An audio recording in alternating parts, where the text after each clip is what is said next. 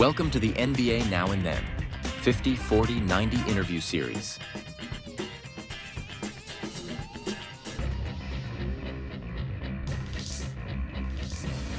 Hey, what's good, everyone? This is Uriah along with Ben on another bonus episode of our 50, 40, 90 interview series where we bring you top-notch personalities and experts in their respective fields relative to the game of basketball. What's happening, Ben? What's up? I'm excited for this one. Yeah, me too. I mean, if it wasn't for you, we wouldn't have this really handsome, interesting, great personality here. What's happening, Chris? Let's go, Clippers! Let's go, Clips! What's up, guys? Let's do the bio, get it out the way. Let's get to these questions about the Clippers because I know Chris is chomping at the bit. A lot to say about my Clips. If you've never heard of Chris, well, here he is right here. Chris is a comedian from Comedy Central Strip Mall in the Chris Wylde Show, starring Chris Wylde, and VH1's I Love the 80s and 90s. Wylde is an actor from TV shows like Young Sheldon and The Cuphead Show, and movies like The Babysitter, Killer Queen. Say that 5 times in a row. Babysitter, Killer Queen, The Babysitter, Killer Queen, The Babysitter, Killer Queen, The Babysitter, Killer Queen. I think I was only 4. All right, well, don't ask me to do it. That's all I got to say. You're good. And he was also in Duff and the Space Cowboys. But most importantly, Chris Wylde is the host of the longest-running Clippers podcast of all time, 13 years to be exact. That's right. Chris, welcome to the show. 13th season of Clipcast, wherever you podcast. Follow, subscribe, 5-star us. We'd love to have you on board the Clipper ship. Plenty of room. This is the year where we got a brand new dome, Sweet Dome. I was just there yesterday. That's why I couldn't do the show yesterday, because I got invited to some media event yesterday.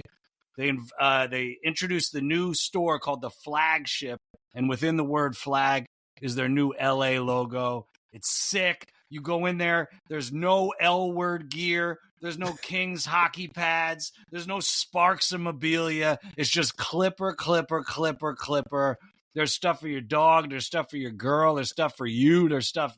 And it's making Inglewood really good. Down the street from SoFi. It's a beautiful thing, that building. And I cannot wait. The season starts, I don't know, October, whatever. Let's go. Well, I have a lot of questions about that building. And I did see the introduction on social media with the ship with the different basketball hoops attached to it. But let's go back a little bit. Let's start off with your basketball journey. How were you introduced to hoops? Did you play? Did you coach? How did you get into hoops? I was... My formidable years, I went to high school from 1990 to 1994. I went to, middle school, whatever, in New York City, 86 to 90. So I get there in 86, and the Mets win the World Series, and you just had to get swept away by it all. So as a kid from New Jersey who went to school in New York City, my 6 favorite teams were the teams that played in New Jersey: Devils, Nets, Giants, Jets, and then the closest baseball teams, Yankees, Mets. So I moved to New York City in 86. Mets beat the Red Sox, so everybody in the city is either rooting for the Mets or against the Red Sox. It was a magical sports experience, and it was like, wow, that's incredible. The city was electric. The New York Football Giants of East Rutherford, New Jersey, won multiple championships in my lifetime. And then being a Yankees fan, it's like you're spoiled. 27 titles. So I am not this front runner guy. I like the Jets, okay? I wasn't alive in 69, but I loved the Nets. And like the Nets, they moved out of New Jersey. So did I, okay? So... But I moved to LA in 1998, okay? I get here, I go to the Great Western Forum, and it was okay. It was just okay. It was mid. It was meh. And so I go to Dodger Stadium, and I'm blown away. I love the experience. I immediately just embraced the LA Dodgers, and I'm like, yo, the Dodgers used to live in New York City just like me. Now they live in LA just like me, so I really embraced the Dodgers. Love the Dodgers. Love Dodger Stadium. I go to the LA Kings. I'm on Strip Mall on Comedy Central. My castmate, Allison Dunbar, I think it was her first or second husband, was Sean O'Donnell for the LA Kings. Led the NHL in penalty box minutes. As an LA King, he's gifted premier seats to every single event sporting wise in Staples Center. Allison gives me free tickets to Kings and L Word. Never even considers to give me Clippers tickets. I guarantee you all 41 home games went unused, okay? So 99, 2000, I go and see L Word all the way through to the first year of the three-peat with lovable ass Shaquille O'Neal, and I still hate these dudes. Round one was best of 5. I was at game 5 rooting for Sacramento. Anyway, and then I went to the finals and I was rooting for Indiana. I was like, why do I hate the L Word? So cut to 0102, my buddy buys a new tire. And with every new tire at Discount Tires, you get a Clippers seat in the 300s. So he bought 4 new tires. He got 4 Clippers tickets. Me and him went on a double date with 2 exes who now live in Texas. And we went and saw Darius Miles, Quentin Richardson, Corey Maggette, Lamar Odom, Elton Brand, the Polish Rifle, Eric Piakowski, and I fell in love with that Clippers squad. That was the Clippers squad where, like, all of a sudden, like, Jim Jones in, like, a Cameron music video is wearing a Clippers gear, and you're like, yo, like, people actually, this is a young, exciting team. They were, like, over 500 at home, under 500 on the road, just under 500 that season, and then idiotically, they traded away Darius Miles for Andre Miller. Andre Miller gave us maybe the worst season in his career. Respectfully, his father had passed away, so he was in his head that whole year. He admits it was a bad year. He admits he hated the Clippers because that was Diamond Don Sterling's Clippers that everybody hated. But I fell in love with that young squad. And I realized my buddy who gave me the free tire ticket goes, yo, I just read an article on this new thing called the internet that the Clippers season ticket is the most affordable ticket in the NBA. It was buy one, get one free. And it was literally $20 a game for lower bowl. So my season ticket journey started in 2002. By 2006, we won our first ever playoff series in franchise history when we beat the Nuggets with the highest scoring and rebounding tandem in the league in Elton Brand and Chris Kaman. And that was a great squad. Cat Mobley. We still had Corey Maggette. It was a great team that unfortunately lost to Steve Nash's Phoenix Suns in 7 round 2. Wow. You took us all the way from New York, New Jersey to LA. We went through at least 2 decades. I'm That's not right. good at math. But I think you actually went into Ben's question, which was your all-time favorite squad. Do you want to just go ahead and jump on that? Well, so my first favorite team was the one that made me fall in love, and they were just a scrappy. They were the youngest team in the NBA. It was the 01-02 season. I think they started forming them in like 2000, but that was before I really started heavily watching. And so that young gun team was so sick. And so I got my season tickets, like hoping to see them. And then they traded away Darius Miles right before I get there. And I was like, man, that was the squad. So I think my favorite squad of all time was the Knuckleheads. Look, as Sixers fans, Ben and I can attest, we have plenty of moments that are forgettable in our franchise history. But let's go to you. You're a Clippers fan, diehard, obviously at this point of your basketball fandom. Give us a memorable moment that you've experienced as a Clippers fan, good or bad, something Absolutely. that you'll never forget. I mean, the very best moment as a Clipper fan was 2021, round 2, game 6. We're tied 2-2 with the number 1 team in the NBA, the Utah Jazz. Kawhi goes down because Dirty Joe Ingles doesn't need an Enoch. Like runs cross court, not after the ball, but after the man. Knocks Kawhi out of the playoffs, and it's 2-2, and everyone just basically counts out the Clippers. But that is where the Clippers do best.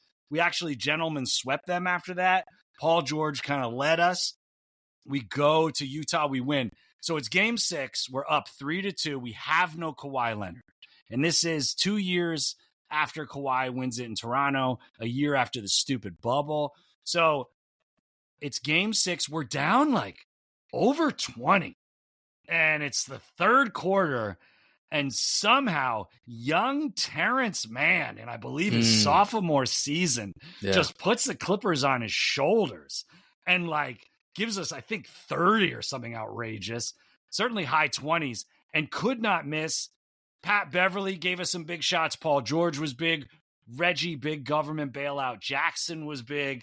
It was one of the great comebacks. And that moment, we finally made the Final Four. We finally made the Western Conference Finals. And it was just such a surreal moment as Clipper fans, because it was the loudest the building's ever been that I've been there as a Clipper fan. I've been to L-Word games in the finals, and it gets loud, I guess, but there's such a passive fair weather fan base, and they're like on their phones and they're like checking their lip gloss. Like, Who did they play? Who did they play in that Western Conference Finals? They played Phoenix Suns. They actually played Chris Paul, and Pat Beverly like punched him in the back of the head or something like that, or pushed him. And Chris Paul, like, he beat us. I'm like, dude, aren't you supposed to be injured? It's like round 3 of the playoffs. What the hell are you even doing here?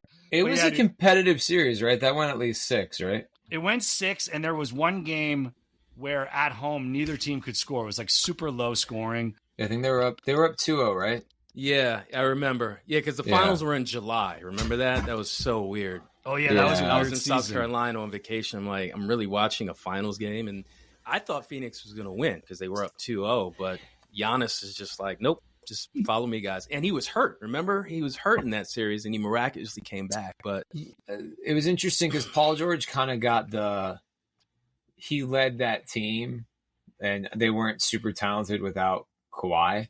Oh, yeah. And so he led them in a very good, like, he almost led them to the finals. Yeah. So Dude, I'm not mad at Paul. Like, I'll never be mad at PG. Like, right now, he's the Clipper to beat because he single-handedly led us to the promised land. Obviously, like, Terrence Mann helped with that heroic Game 6, but it was PG's team.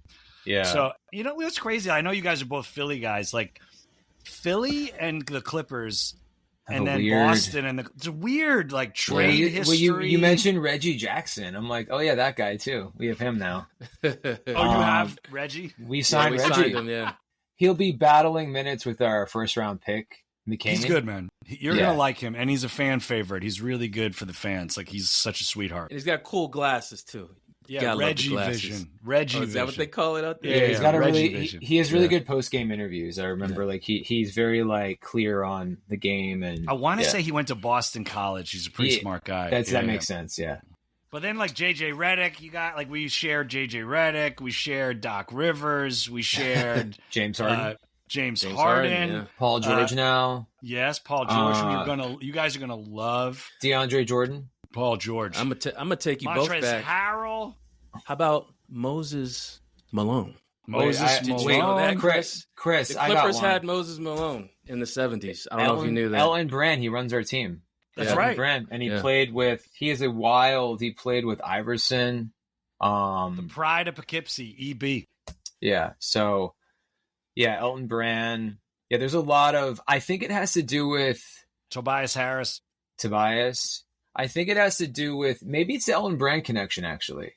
Maybe because technically, maybe that is the connection because he's friendly with them. I mean, it could be simple like that. And then whenever we're not in the same conference, I know that it's easier to trade, and it's like there's no historical competitive. I mean, it'd be great if both teams made the finals, but it's kind of like. I think the most bonkers trade of all time, which like nobody ever talks about, and I desperately want a 30 for 30 on, is that I don't know the names of the guys, but whoever owned the Boston Celtics in the 70s wanted to move his family out to Southern California and was like, well, I can't move the storied Boston Celtics to San Diego. So he picks up the phone or the Vitrola, or he gets on the wire or whatever, and like reaches out to the owner of the Buffalo Braves, and they just swap franchises. Yep. They just swap the entire team. Yeah. And then now the owner of the Boston Celtics is the owner of the Buffalo Braves, and he moves them to San Diego, and the rest is history. Kobe Bryant's dad played for the San Diego Clippers. And by the way, the San Diego Clippers are back this season. The G League Clippers moved to San Diego, and they got a newer. Even the G League Clips got a new arena. That's smart. I think the city will rally behind it. Chris, I had to pick someone up from the airport, and I saw that arena. Uriah, it is like a spectacle. You see it from miles away. It's just like it's incredible. There's always like some sort of light fixture happening. And there's a season in Star Trek where the Enterprise battles the Intuit Dome. Yeah, but it's like true. Very futuristic. It kind of like when I drove there the other day. Like you go, like I was going down this is a very LA moment. So I took the 405 to the 105. Anyway, you like raise up and you can see the Intuit Dome, and then beyond it, SoFi.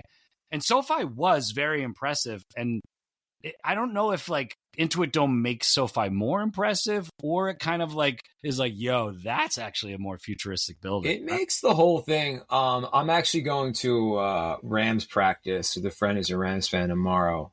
And at SoFi, SoFi. The whole thing is impressive because I've even been at concerts at the YouTube theater they have. That's impressive. I mean, it's a smaller stadium.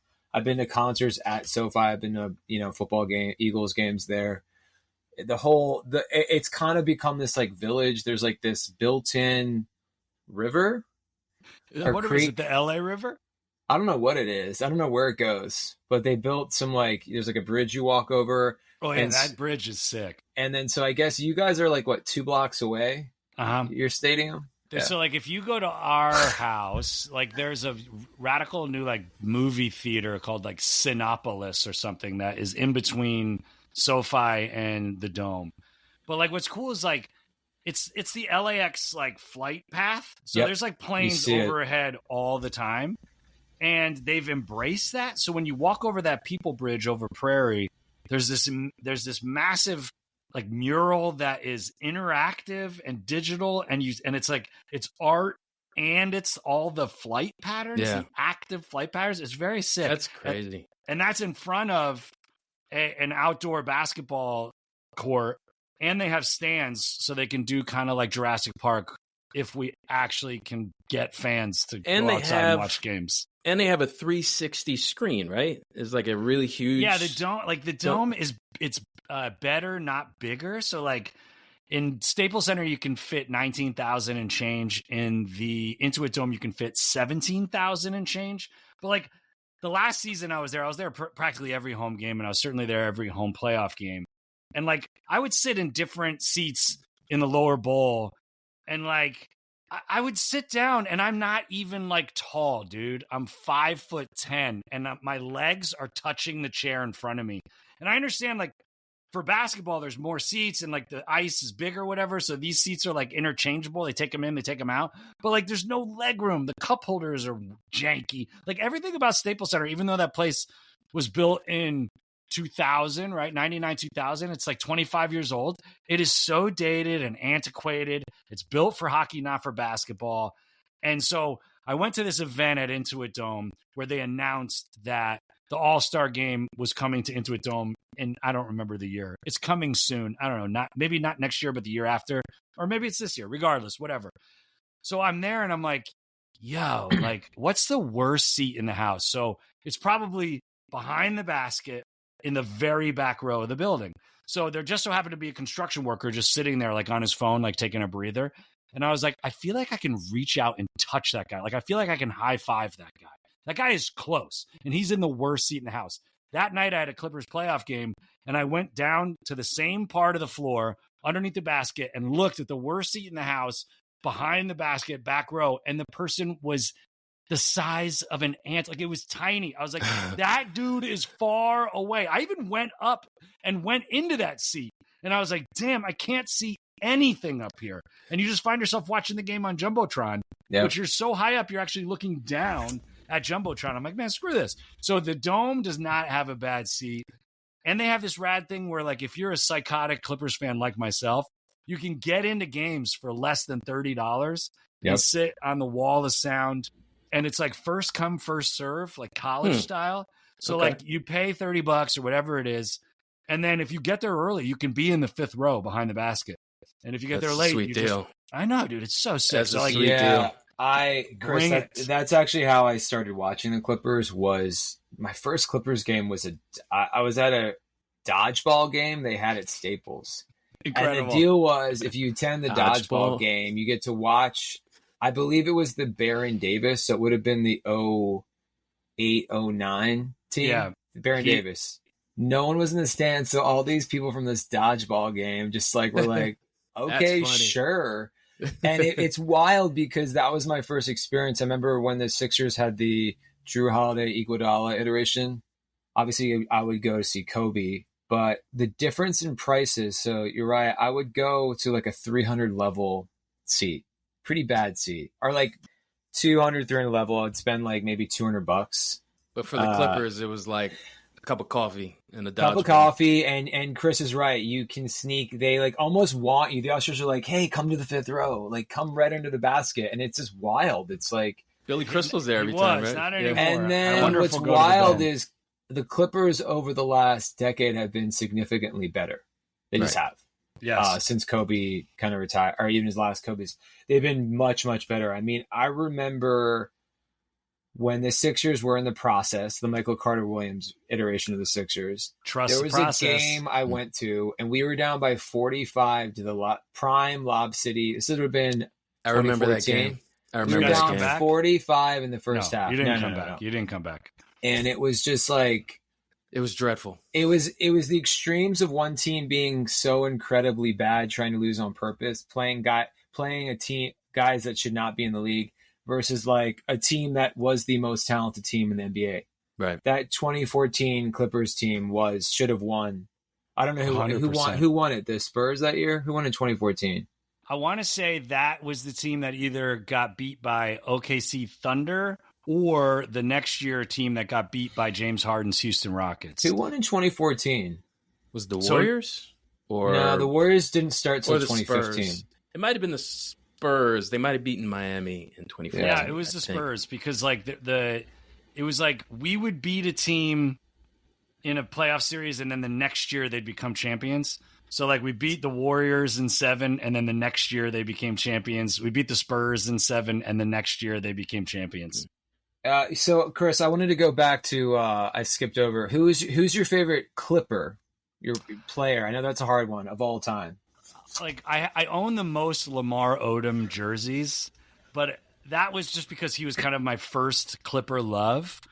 And so I think honestly all time Pat Bev is my favorite Clipper. Ooh, nice. Really? Oh, yeah, another crossover. Exactly. Wow. Yeah. And so he's the hardest working man in show business. He was the nicest guy. He was the best soundbite. He was a character. He was the glue in the locker room. He was the engine behind that team. He kept us competitive when we had no business being competitive. And then when Kawhi and Paul George joined, it was interesting. I had locker room press passes that particular season, and the locker room is a horseshoe. And on one end of the horseshoe, it was Pat Bev. And on the other end of the horseshoe was Lou Williams. And in the middle was Kawhi and PG. And like Kawhi is a robot programmed not to speak, just to play basketball for 60 games and then nothing. Anyway, but like, and Paul George is like, he's all right. Like I love Paul George because he got us to the promised land, but like it says something that I've never listened to the man's podcast. Like I just don't care what he has to say, honestly. I have because recently, because the Sixers, I listened to the podcast where he was introduced as a Sixer, but I really like it. I kind of like that it's just his friends because the one guy like he played with in high school, right? Or is a good friend, and then the other guy is a comedian that's his friend. Right. So I kind of like that, but I get why people are like, "Hey, these aren't sports analysts." Like the pairing is a bit unusual, but I do like that they're friends. Yeah, I wonder, will Paul George go into broadcasting when his career is done? I mean, obviously that's why you podcast, right? So you can pivot into broadcasting. And then like JJ Redick did it. Now he's the stupid coach, the stupid L word. Uriah, I have a question. You might know this because JJ, when he played for the Sixers, he actually lived in Brooklyn. Yeah. Right? Yeah. Is Paul doing the same thing? Because his wife is from that area. Why doesn't he live in Jersey? What's wrong with this guy? I only say that because I noticed his podcast. He interviewed Carmelo and Kyan Anthony. They live in New York. So I'm just wondering if he's gonna, I honestly don't know where Paul George lives. I do know that Nick Castellanos Philadelphia Philly baseball player bought Ben Simmons' house. That's a little weird transaction, but it would make sense. Most players, and I'm sure you might know this, Chris, most professional athletes, whether it's Eagles, Phillies, Flyers, Sixers, they usually move to South Jersey or they move out near the main line. I know Jimmy Butler, when he was here for a hot minute, I think he was out near Ambler or somewhere out in middle of nowhere. But let's move on to, because we have a lot more to cover. I'm going to combine these next two questions because it's all about what just recently happened in the offseason. I'm really curious what you think about the moves that they made, Chris. And we also want to know your predictions for 2024-25. So go ahead and lump that together. What do you think of the offseason for the Clips, and what are your predictions? Okay, so I really couldn't take another year of the same thing. Yeah. So I did an episode of Clipcast, not this past season, but the season before, called Now What? And they literally did nothing. You know what I'm saying? Like, they did nothing. Now, granted, James Harden happened, but that didn't happen during the offseason. And even though Harden wanted to and lobbied for it, it just didn't happen. So I couldn't take another 2-1-3 season that ended in futility. Also, I have PTSD from Lob City. They had 6 years to get it done. They never did. The middle 2 seasons were the best. The first 2 and the last 2 were the worst. So it was just like I saw no growth. I only saw it just deteriorating. And so I know PG and Kawhi are buddies. I saw them like golfing together in Hawaii. I think they're going to be lifelong friends. Right. I just couldn't take it anymore because both of those guys are never going to be there 100% of the time. That's just fact. And I've just seen it too many. Age. And they're both two-way guys. And as you know, with two-way guys in the current league, Giannis, Embiid, when you're the team's best offensive and defensive player like Kawhi Leonard and PG, it wears on you. Jimmy's starting to not be able to play in the playoffs. It wears on these players, and they can't play. So we did it. Now what? Another Now What episode, okay? And we sat there and said, all right, there's 4 guys that we really want to talk about: Kawhi Leonard, Paul George, James Harden, and Russell Westbrook.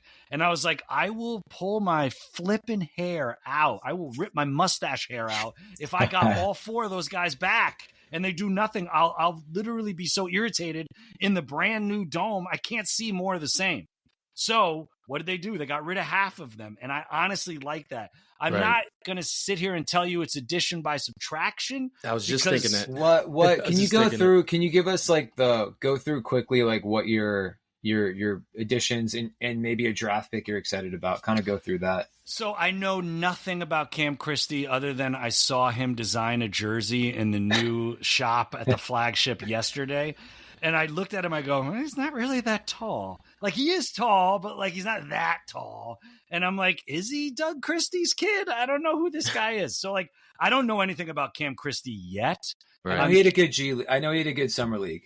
Okay. Yeah. And I know that our guy Jordan Miller had a good summer league. But Ty Lue, I don't see him playing young guys big minutes. Yeah. So I'm very happy Russell Westbrook is gone. I loved what he did when he came immediately from the L Word. He was immediately impactful. We went like 0-5 for the first 5. I remember that. It was scary out there for you guys. We were like, whoa, what's going on? But when James joined, it was like the worst 10-game stretch like ever. Right. And then we went on the greatest 2-month stretch in franchise history. So what Russell, I was like, oh man, we lost. Like, we had the second most points in NBA history in a loss, but I loved the A+ for effort from Russ. And then Kawhi and PG go down in the playoffs, I believe, that year. And Russell led us in like all statistics. Yeah. He led us in points, led us in assists, led us in rebounds. So like, he was out there trying. We only won 1 game, I believe. So I had love for Russ, hometown hero. Last season, I lost all my love for Russ. I was like, this just isn't working because James Harden we already got we got a new quarterback now, James Harden, and James Harden's just better. He's just better than Russell Westbrook. Yeah. 10 times better. I mean, when we had him in Philly, I'll be honest with you, I was at the first game where he debuted at the Wells Fargo Center against the New York Knicks, and we got there about an hour early, so we're seeing him warm up, and the atmosphere is completely electric, and he comes out, has a good game. He meshes well with Embiid. He's mentoring Tyrese Maxey. So I know the excitement, what it's like to get James Harden on your team. And though he might be a little long in the tooth, his skill level and his IQ is probably so far superior than probably 95% of everyone in the league. So for that reason, I actually liked James Harden when he was here. I know, according to him, Daryl Morey lied to him. I mean, you can watch it on YouTube. In China, he's publicly – I've never seen anything like that, by the way. No. But I'm not mad at what you guys did signing him. I'm actually a little bit jealous. However, it did free up Maxey to blossom into the player he is. Absolutely. But if you were to grade the offseason, A through F, what would you give your squad? I would give us a big old C for Clippers. It's just like it's mid. You know what I mean? Like another one, Batum. Batum we got from you guys. We gave him to you and we brought him back. I love Nicholas Batum. Right. I love him. He's the a French solid player. He's solid, and like he's gonna be impactful. But like who else do we get? Mo Bamba. There you go, man. We did get He Mo moves Bamba. the needle. You got Derrick Jones Jr. That's actually probably a nice your pickup. biggest pickup. Yes, and we got Michael Porter Jr., not Kevin Porter Jr.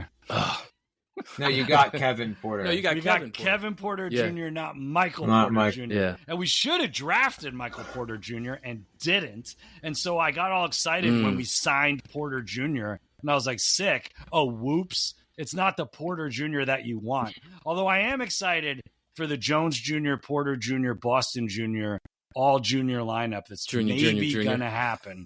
Hopefully.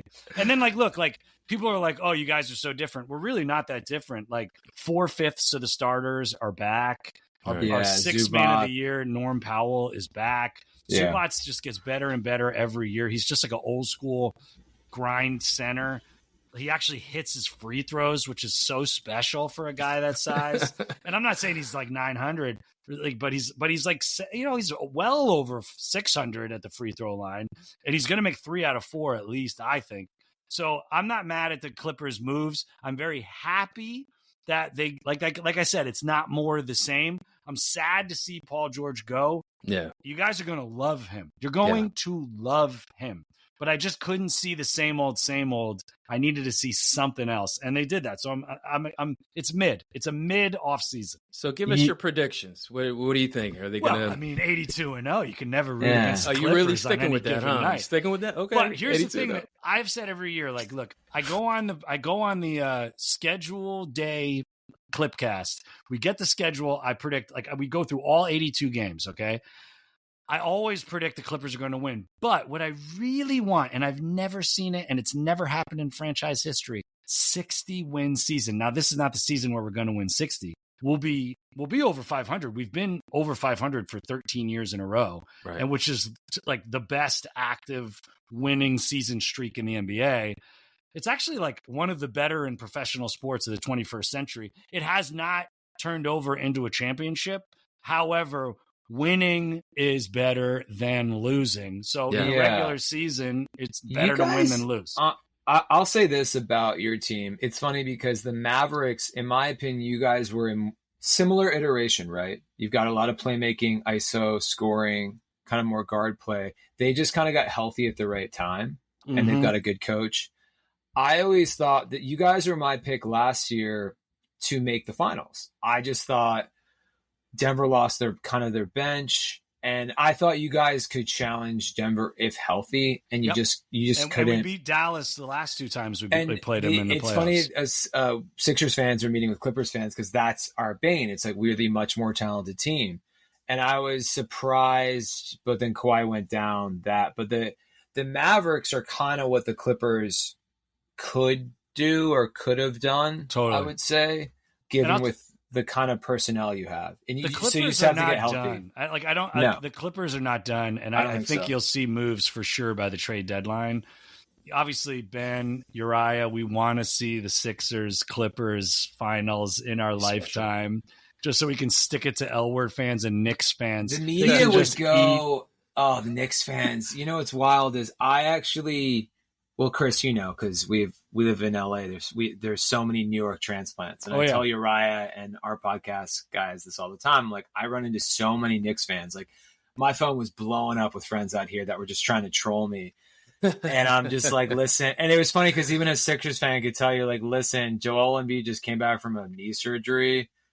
Kelly Oubre is our third best player. I loved Kelly Oubre, but if he's your third best player, you're in trouble. Yeah, you're in trouble. Maxey is still ascending. So as the series went on, I'm surprised we lost, but like in a vacuum, I'm not like, I thought they actually played well. Like I'm still proud of that team that took the Knicks to 6, given the personnel around them. But the Knicks fans, man, horrible. I'm not gonna lie, I actually was happy for Knicks fans. Like I don't have a problem with Knicks fans. I just was upset that they beat my team, the Sixers. Of course. Yeah, no. I like Knicks fans because I said that they're the Eagles fans. They're like the Eagles and Red Sox fans of the NBA. They actually watch basketball. They're psychos about it, that city. Yes. And I respect that, right? It's like the Eagles fans like watch other football teams. Like they know NFL. Like you'll be at like, I remember when my sister and her girlfriends like know every Eagles player. Like that's how locked into the Eagles they are. I went to the Clippers. The Knicks are similar. Like they're really locked into that team. So I do respect that fan base in that. Hell yeah. But with that, they're incorrigible. Similar to the L Word fans, the second they get hot, it's kind of like the delusion. Oh yeah. Like, no, you guys aren't better than the Celtics. Like no, you're not. Stop it. Stop it with They were the best team in the NBA, and like statistically, it's always number 1, number 2, or number 3 that wins it all. Like I'll tell you what, year. They have the best meme. There's a fan you guys have seen. He's like real heavy guy, and he's outside of Madison Square Garden, and he's yelling Knicks, and he's shaking his head. He's convulsing.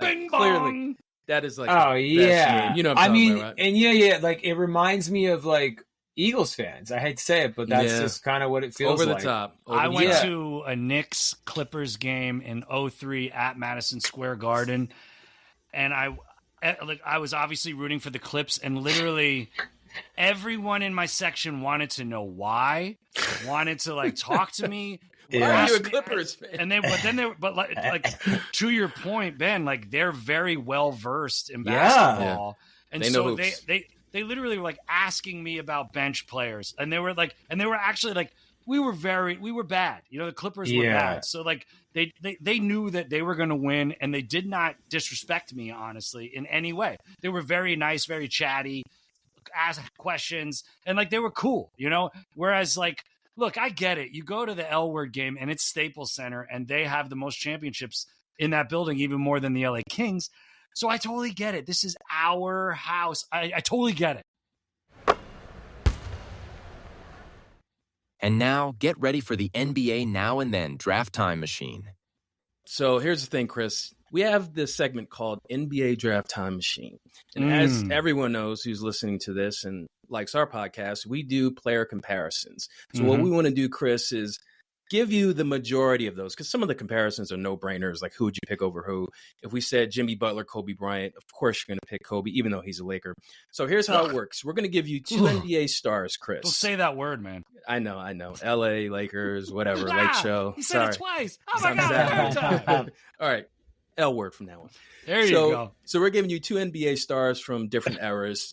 And here's the thing, Chris. They're in the same draft class. So you got to just go with the fantasy. And they're both projected to go first and second. Now, for fun, if you are guaranteed that both players could have a decade-long career of equally good health, who would you pick? So don't worry about the past. You know, someone was hurt or had knee problems. You get 10 years of either player. I will go first, and then Ben will follow up, and we'll just alternate. All right, so who would you pick if they were both in the same draft? Would you go with Devin Booker, or would you go with Gilbert Arenas? Oh, whoa. Dude, first of all, I hate Devin Booker. Like, I just hate the dude. Like, I just don't like him. Okay. And I know he's an offensive dynamo, but what you didn't know is that he was in a boy band called Raw Emotion, where he was every single member. I don't think you knew that, did you? I would have to go with Agent Zero, and I used to live in DC, so I kind of am partial to Gilbert. I hate Devin Booker, man. Okay. All right. Ugh. All right, I'm going to go next, Chris. All right, so... Talk to me. All right, you're drafting, 10-year career. Jason Williams, white chocolate, which of one? Sacramento Okay. Kings. Oh man. Or LaMelo Ball of the Charlotte Hornets. So again, and I hate to not make this personal, but I would shockingly pick LaMelo Ball, even though I went in 2000 to that round 1 best of 5, game 5, and rooted for White Chocolate. But White Chocolate burned me, man. White Chocolate was a Clipper. He was a Clipper, right? And then he retired, and then he came out of retirement and joined Miami and won a ring. I didn't know that. That I did not know season, I would go to Clippers games, and they give you a book of season tickets, and Jason Williams was on like 8 of the tickets. And he's not even on the damn team. I had no idea that happened. That's so, a bro, good fact. burns me, bro. I would have never known that. I'd be mad too. I'd be ticked off. And then he joined. He comes out of retirement, which is like that should be illegal. That should be illegal. He would rather retire than play for the Clippers. And then he came out of retirement and he won a damn chip. I was so irritated. Yeah. So yeah, I would go. I would not go for Jay Will for that reason. I'd rather go for the other Jason Williams. He used to play for the Nets. Yeah. All right, next one. In a draft, think about these guys' 10 best years. Draymond Green or Ron Artest. Ooh. Meta World Peace. Oh. That's a great response. Yeah. This is a good pod. Yeah. Yeah, because Draymond Green obviously like has all the rings, but he needed that help, you know? And not that Ron Artest didn't need help. I think I would choose Artest, honestly. And then also, like, he changed his name to Meta World Peace.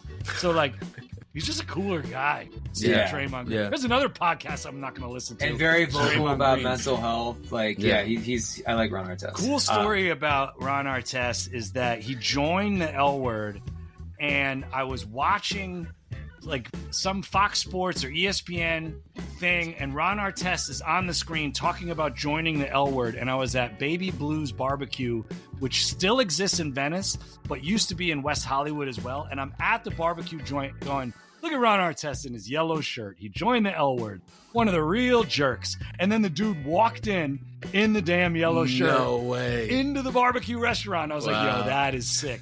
And at that point, I was like, wow, that's the most meta moment. And I felt very peaceful with the L Word. So, I mean, very prophetic. Very prophetic. That was perfect time that he walked in wearing the yellow shirt. Dude, it was crazy. Yeah. I was like, bro, left TV and went into the barbecue joint.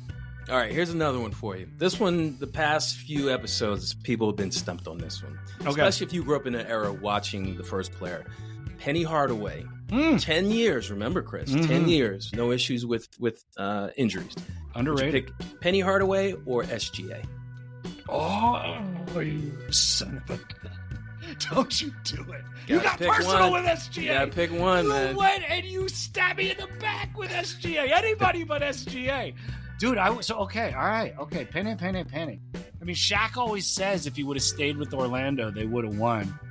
I think they only got there 1 year, and then he did the coward's choice and went to L.A. Penny or SGA. I mean, obviously it hits different for me because we picked SGA. And like I said earlier on in the show, I can't think of a better draft pick in franchise history than SGA. And maybe if you go back, maybe we drafted McAdoo. I literally don't know. I don't know if I was born or if I was like 2 years old. Golly, I think honestly, because I'm Clipper boy. I am Clipper Darryl. I'm gonna have to go SGA. All right, Jamal Murray or Deron Williams. Ooh. All right, so Deron Williams. I remember that like big debate, like who's better, Jason Kidd or Deron Williams, and then obviously Kidd obviously like superseded him like and passed him, but there were a couple of years there where those were the guys, right? Yeah. Okay, and what was the other choice besides Deron Williams? Jamal Murray. I mean, Jamal Murray, like I understand it's 10 of the best years. Jamal Murray has never had that like argument of is he one of the top 2 guards in the league? Whereas Deron Williams had that argument. I remember that pretty vividly. So I guess I'll have to say Deron Williams. Yeah. And I think he averaged double-digit assists at least 4 or 5 years. So Deron Williams, he was a problem. Here's the next one. This one is another really good one. And it's not necessarily a no-brainer because don't do me dirty. Don't do me dirty like you did with SGA. If you look at Luka Doncic and you look at what he's doing, and you're looking don't at, you just hate Luka Doncic? I love Luka. That dude is so fun to watch. Would you go with him, or would you go with Larry Bird? Oh my God! Look what you did. Look at what you did. First of all, who was chubbier at their chubbiest, Luka Doncic or Larry Bird? Larry Bird, did you ever see that Dream Team documentary? And Barkley's talking about Larry Bird. He's like, Larry Bird will drink Budweiser before the games, and that's a strong beer. I just like the idea of Larry Bird drinking Buds with the Dream Team. Luka Doncic is definitely not drinking Budweiser. He's probably drinking Stella Artois. I would definitely say Larry Bird. He's one of the all-time greats. I think Luka Doncic, obviously, his ceiling is probably Larry Bird. Maybe higher. I don't know. But, I just feel like, yes, he is fun to watch. Yes, he did get his team to the finals. What he's done is very impressive. He got to the Final Four. He got to the finals. He's gotten to the Final Four twice. He's gotten to the finals. He's got a little help now with Kyrie, Irving. But it's Larry flipping Bird, man. It's Larry Bird. Again, it was always is it Bird or Magic, Bird or Magic? No one's saying, is it Doncic or Embiid? Is it Doncic or insert best player active here? Who is the best player? You guys would say Embiid. Others would probably say, LeBron, I think, look, he's great, but it's in the rear view for LeBron. And then Doncic, Doncic got to the finals. Hats off. But he ain't won it. And Larry Bird won it multiple times. So I'm definitely going Bird. That's fair. All right, next one. You just mentioned this player. Joel Embiid or Hakeem Olajuwon? Oh, my gosh. Again, you got to go chips, right? Hakeem the Dream, Olajuwon winning back-to-back. I said this earlier on the show.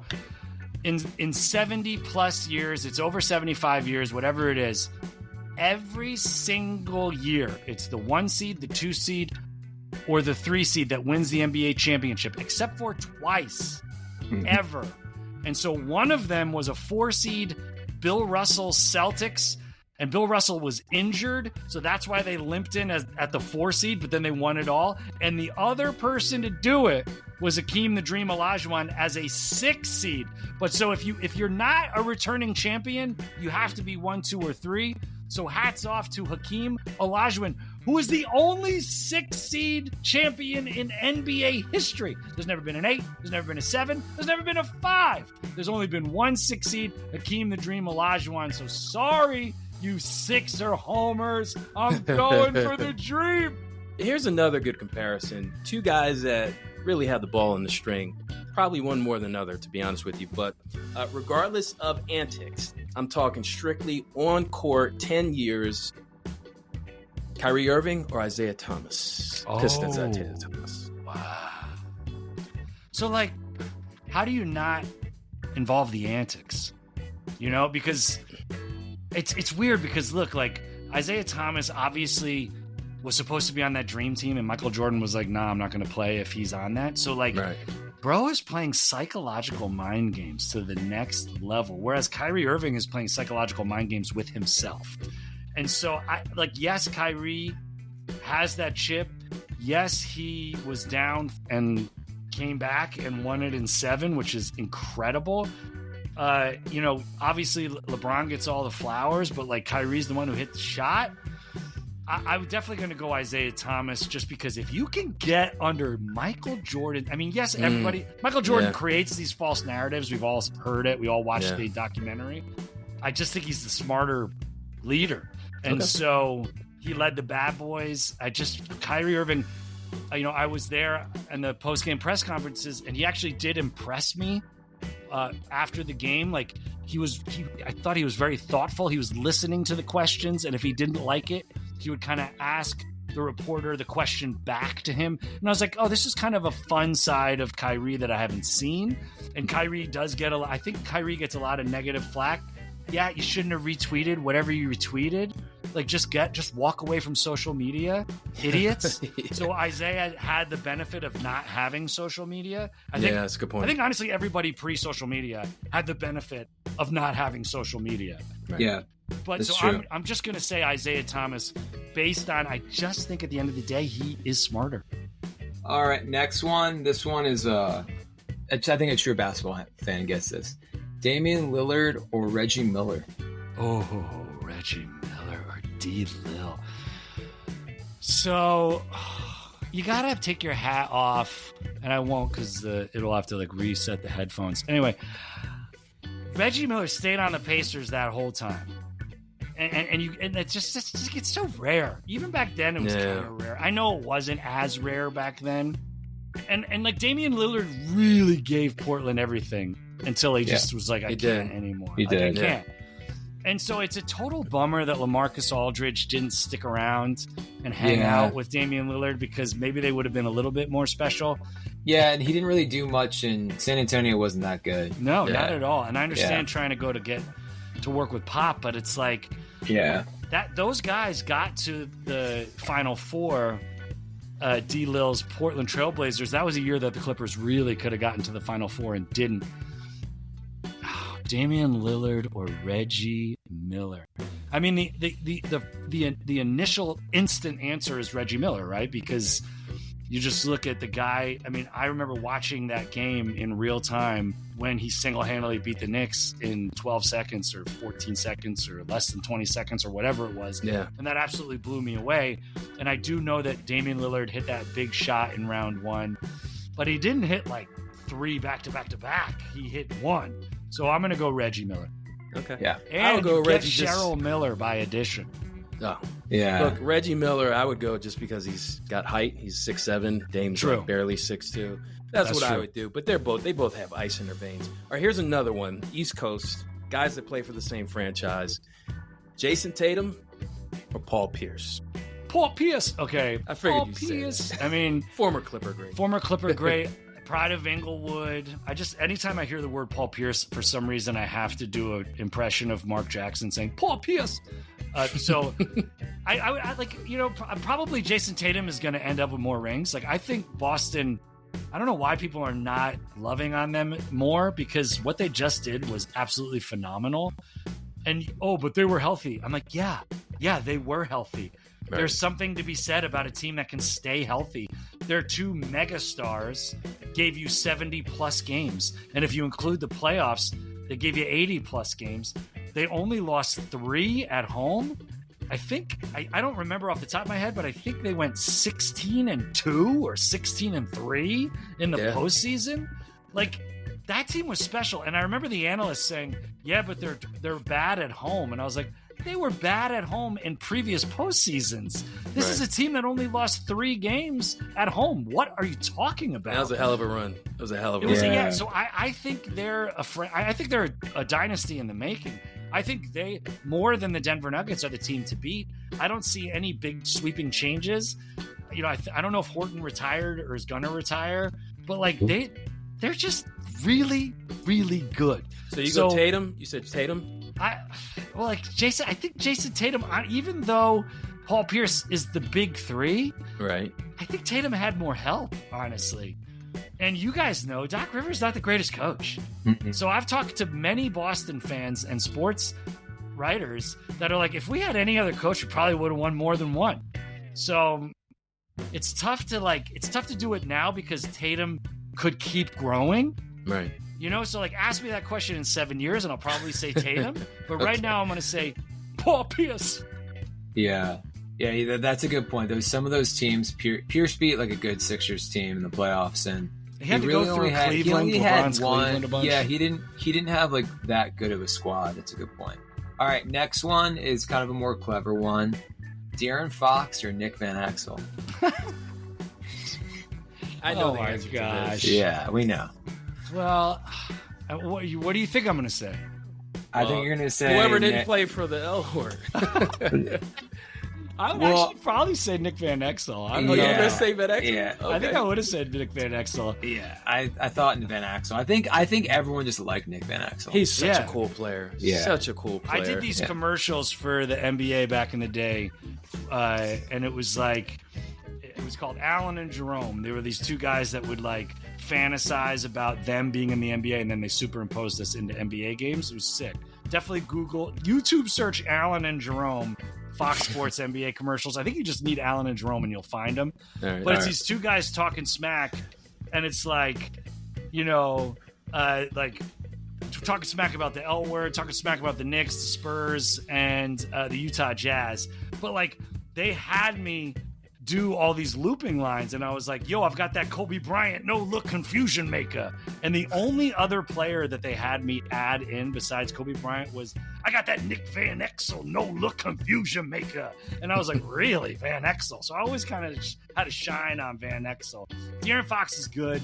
That's like, but I'm going to say Van Exel just because, I don't know. He was just, people, like you said, people love Van Exel. I hated that he was a stupid L word, but I liked every other team he was on. In our intro for that episode, Chris, we had, I forget who said it. It might have been Maurice. But anytime your name is dropped in a Jay-Z song with Beyonce, exactly, dude, you're doing something right. Exactly. You're doing something right. Never talked about De'Aaron Fox. No. To my knowledge. Yeah. All right, so the next comparison, much maligned. He's taken a lot of flack since the playoffs and even in the Olympics right now. But let's just stick to their talent, their accolades, and all that. Rudy Gobert, Dikembe Mutombo. Who are you going with? I mean, Mutombo. Like, I do like Rudy Gobert. Like, he's so problematic. He clogs everything. He's obviously a giant. He's the Eiffel Tower, right? So, but it's Stifle Tower. Stifle Tower. Yeah.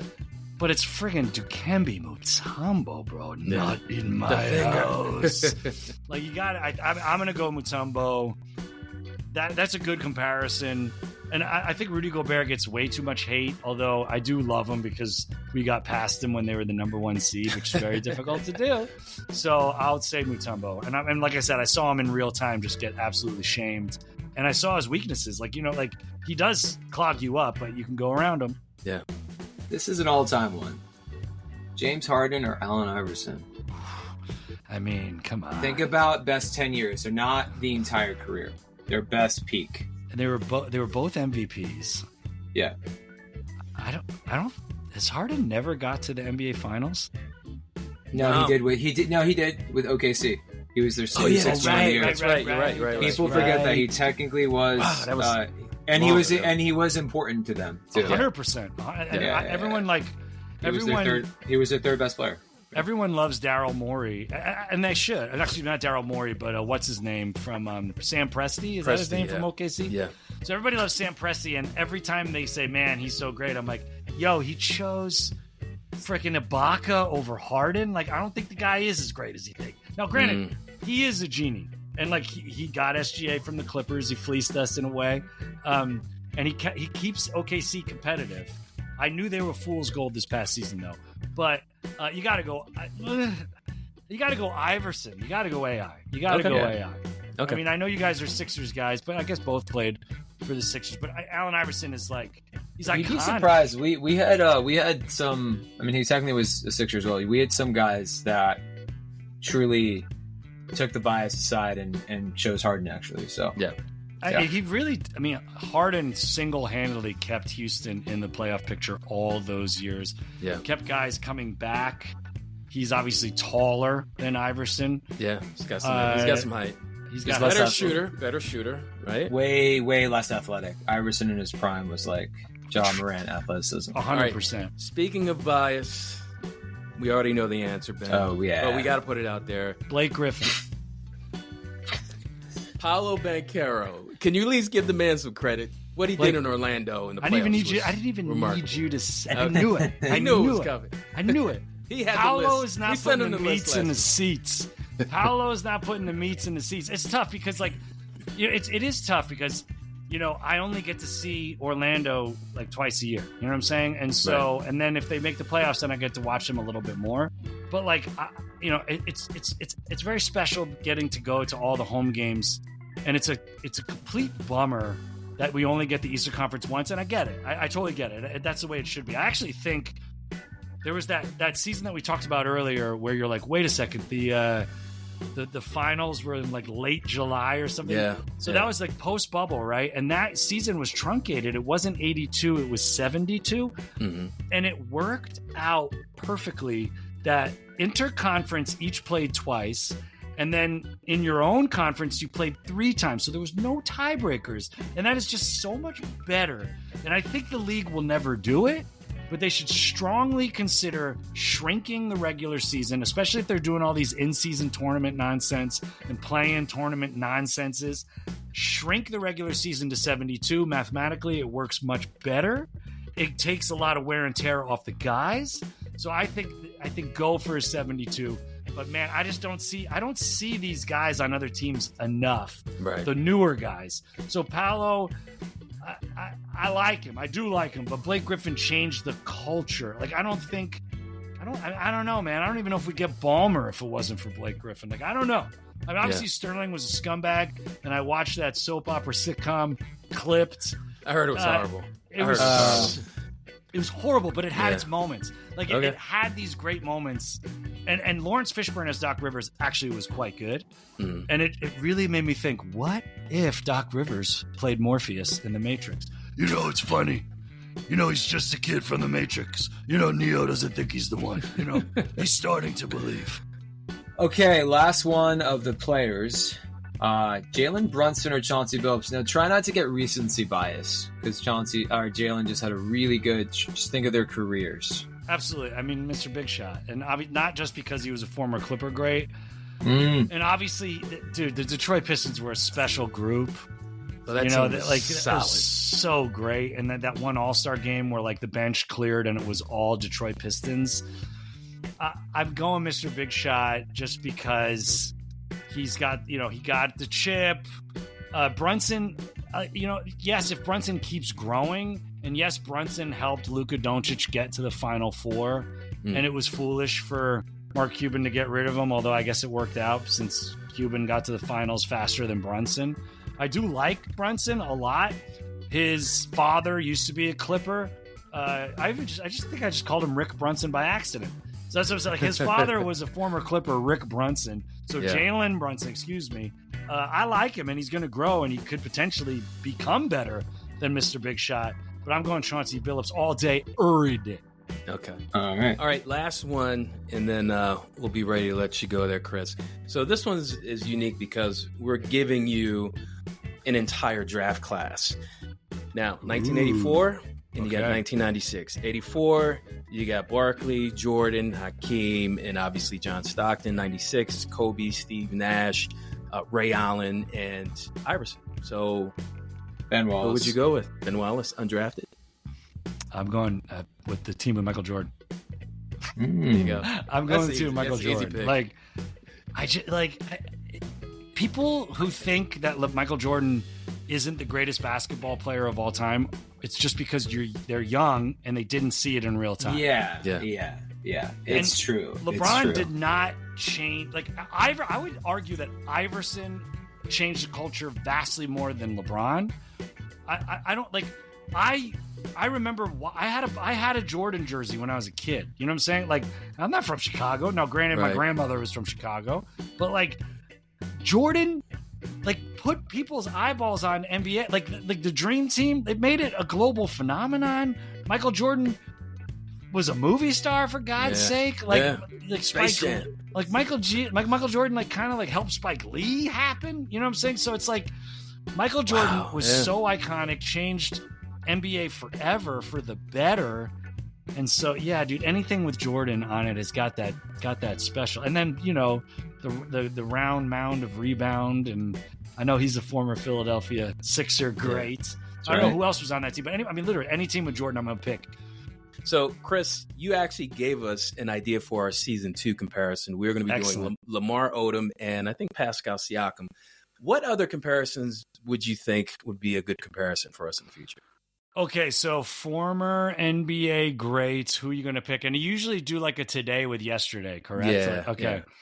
I mean, like, look, everybody like loves on Oscar Robertson, so it would be kind of fun to do a comparison between Oscar Robertson and, let's say, like, I don't know, who's the most prolific point guard active. Maybe you just do like a Luka Doncic versus Oscar Robertson. Obviously, two very different players.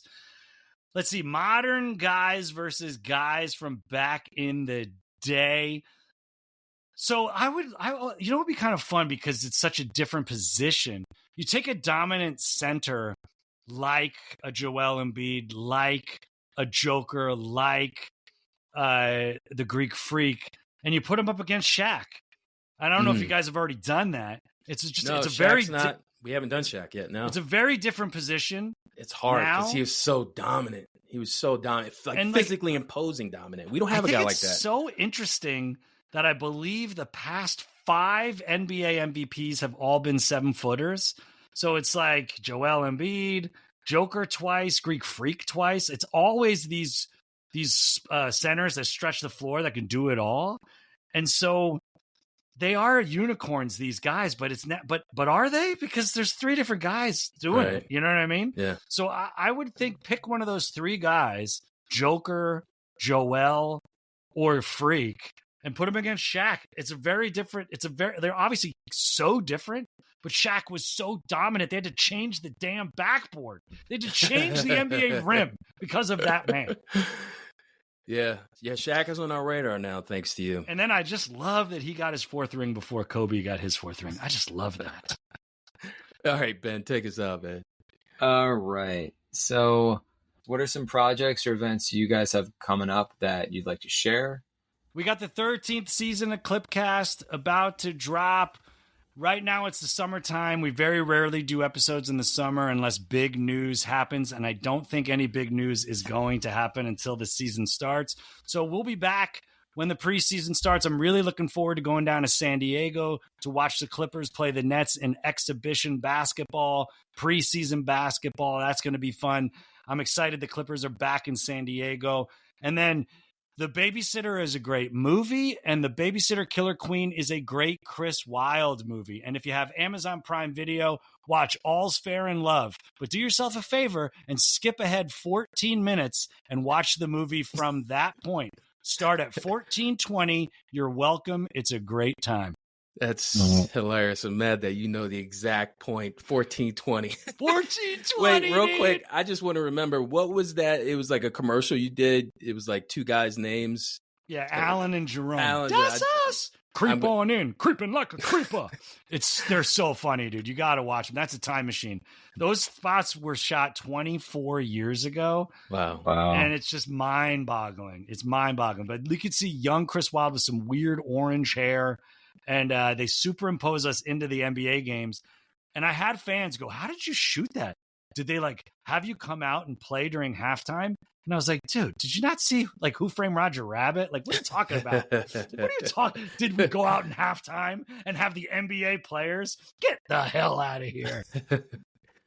On that note, listen, Chris, it was a blast having you. I've been looking forward to having you on for several weeks. Ben told me about meeting you on set. And look, you're in the middle of Hollywood. You're doing your thing with your podcast.